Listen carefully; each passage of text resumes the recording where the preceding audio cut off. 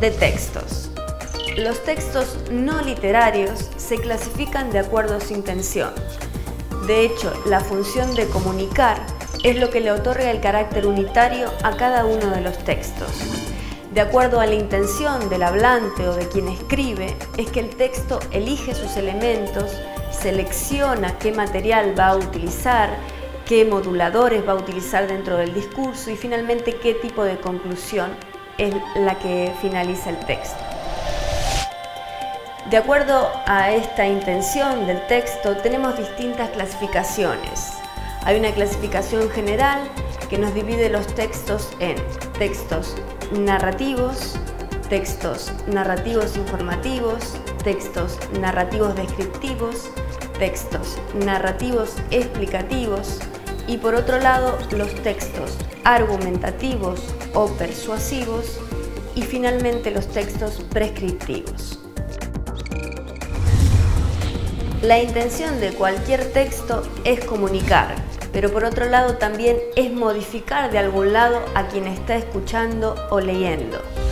Esto es, un texto añade nuevos elementos, es decir, nos da nueva información, o intenta que modifiquemos alguno de los elementos previos, algunos elementos ya existentes o algún conjunto de creencias o conocimientos que nosotros ya tenemos. Dentro de los textos narrativos informativos tenemos una gran división de tres textos. Son textos comunes y cuya cualidad en común es precisamente la de informar. Esto es, los textos narrativos que nos informan sobre hechos, sobre situaciones, sobre acciones sucedidas en el transcurso de un tiempo determinado. Por otro lado, tenemos los textos que nos informan también de forma narrativa y no literaria procesos, estados, entidades. Estos son los que llamamos textos descriptivos.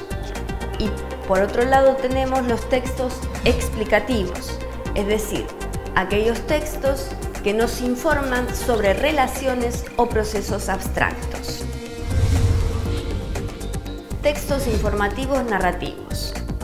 Estos textos nos informan sobre acciones, sobre situaciones que suceden a lo largo de una línea cronológica. Es importante para esto tener en cuenta, en primer lugar, que son dinámicos y que siguen una lógica temporal causal. Es decir, cada hecho sucede a otro por una causa determinada e incluso un hecho provoca otro.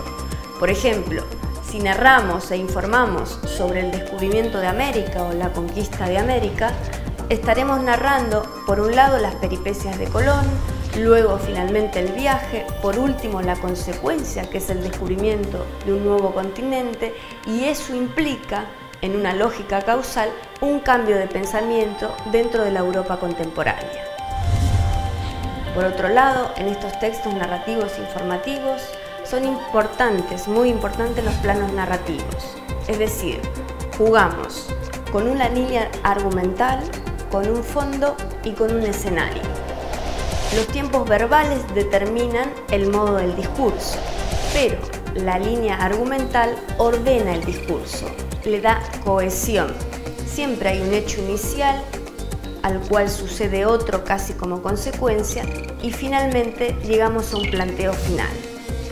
Por otro lado, también en esta línea argumental, el narrador nos puede informar sobre estados, ya sea estados filosóficos de un pueblo o estados mentales de un inventor o de alguien que esté describiendo.